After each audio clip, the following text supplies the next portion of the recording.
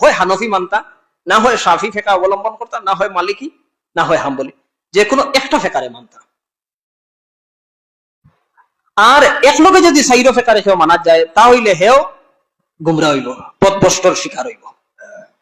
তো আলহামদুলিল্লাহ আমরা এই ভারতবর্ষের মধ্যে বেশিরভাগ আমরা মুসলমান হল ফেকে হানফিরে অবলম্বন করি চলনেওয়ালা।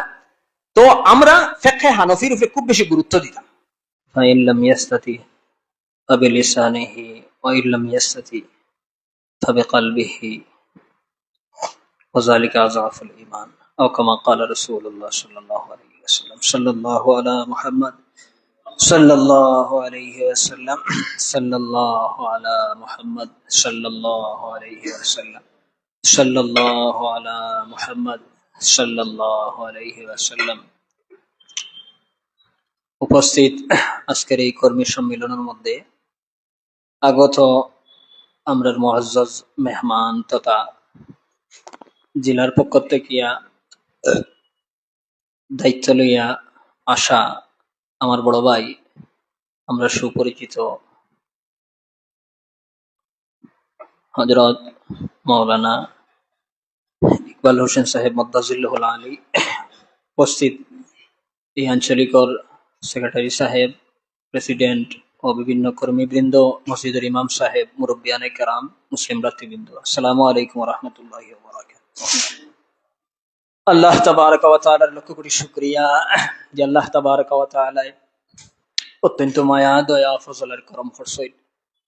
গতিকে আমরা এমন এক সময় যে তার সময়ের নবী করিম সাল্লাল্লাহু আলাইহি ওয়াসাল্লাম ফিতনার সময় হইয়া সম্বোধন করছে, এবং ইটার সময় ইমান লইয়া বাসা অত্যন্ত কঠিন। এই সময় যে আল্লাহ তাবারক ওয়া তাআলা দিনের নিসবতে তথা এক সংগঠনের নিসবতে আমরা এইখানের মধ্যে বড় তৌফিক দিছেন, আমরা সামনে উলামায়ে কেরাম হল উপস্থিত, মুরব্বিয়ানে ইসলাম হল, এটা আমরা লাগি খুব বড় সৌভাগ্যের কথা। ইসলাম লইয়া সালা খুব কঠিন লইয়া দাঁড়ার, ঠিক কিনা না? কথাটা ঠিক না নি? জি। এমন কি ওলা কোন সিচুয়েশন আমরা সামনে আইয়া দাঁড়াই যায় যে আমরা